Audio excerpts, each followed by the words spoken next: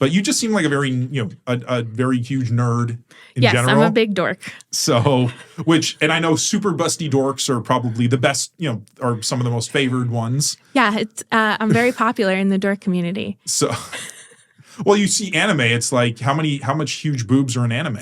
Yes. Like exactly. Every anime has at least, well, I guess depending on the kind of anime it is, has at least one extremely busty character. Mm-hmm. Like, was it Lukua in? I've done her. Yeah, I know, and I think but she's a favorite among busty cosplayers. Yes.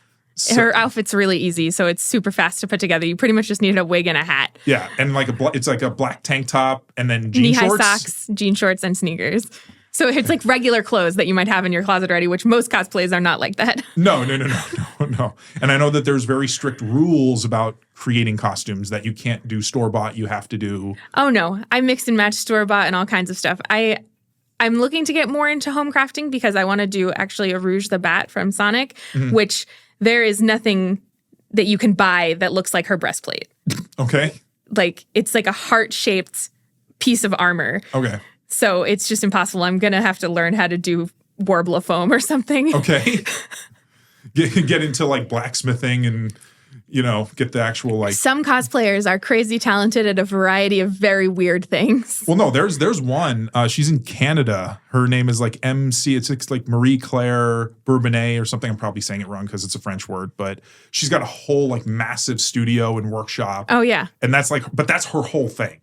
Or doing these elaborate costumes, which are So where did your nerd journey begin? Like, was there a TV show? Was there something that just like it caught your attention? A video game where and then you were hooked, and then it was your gateway to that world. So Zeus and I have been together since high school, and when we met, he was like, "Have you ever watched Dragon Ball?" And I said, "No, I have not. What is that?" And then from there, it was like anime. Manga. Every week we were going to the Japanese bookstore to buy more comic books. Okay. So Zeus was your facilitator. Yeah.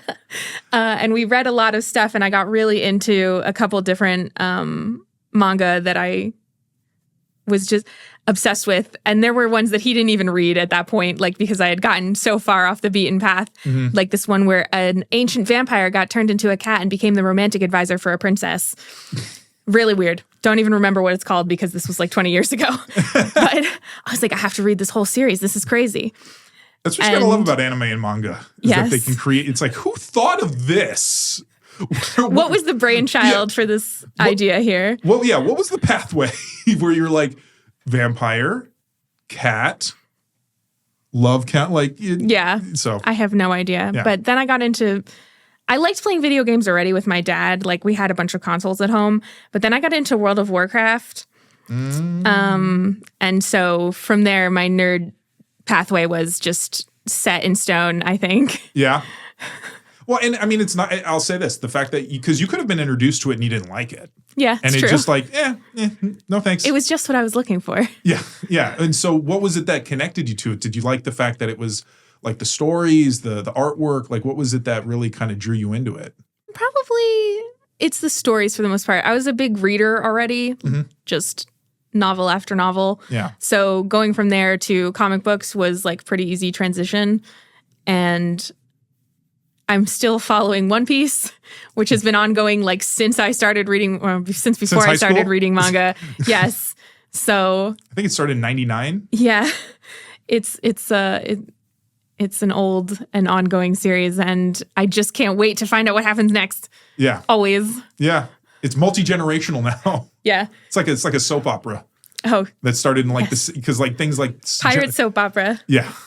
Well, because like at the time, for instance, I think Dragon Ball Z was the longest, or one of the longest manga series at the time in the 90s, before like Bleach, before Naruto, and One Piece, which all I think surpassed it in terms of, but I think Bleach and Naruto, Naruto might still be going.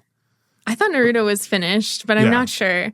But in Japan, Dragon Ball and Dragon Ball Z aren't even separate things. So it's just like one ongoing story. It's Toriyama. Yeah. So like that's a long one. Yeah. Well, and they've made multiple. They did Super. Now there's, I think, Daimo or... Yes, I watched the first episode of Daimo. It was very cute. Okay. Isn't that whether they all get... They all get kidified. They all get turned back into children? Yes. So, which they did in GT as well with Goku, which I thought was... But now it's everybody. Yeah. But now it's everybody. And GT I don't think is actually considered canon. Because I don't think Toriyama wrote it. So that was just considered its own like...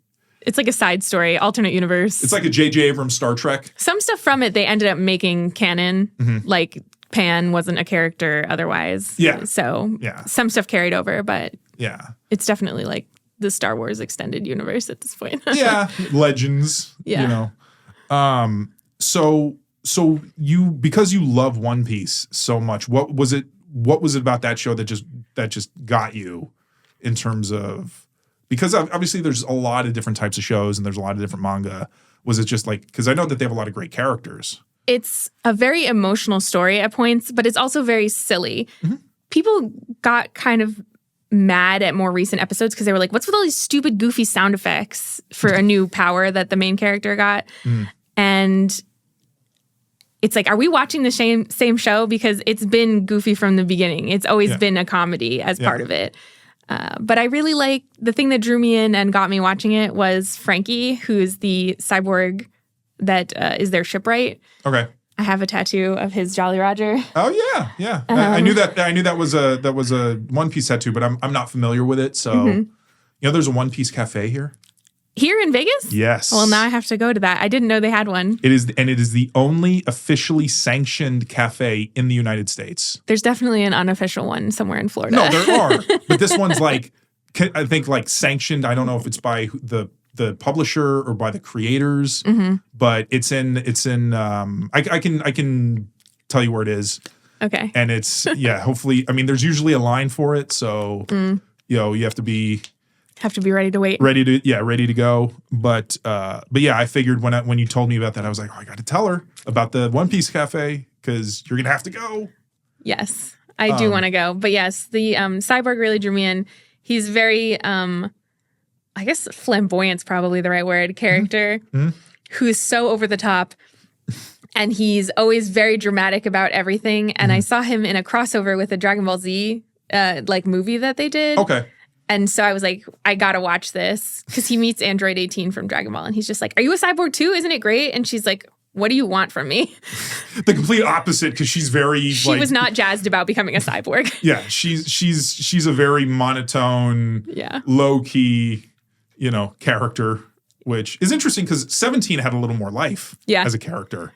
He's a little sassier. Yeah, he had a little more charisma, whereas 18 just always seemed annoyed by everything.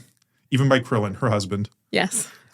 And did you see was it the Netflix live action? Yes. Show? They did a very good job. Yeah, I heard it was good. They rearranged the plot a little bit to fit more stuff in at a different pace since it's only like a 8 or 10 episode season. Yeah. And there's like 500 or 1,000, or I think there's over 1,000 episodes of the anime now.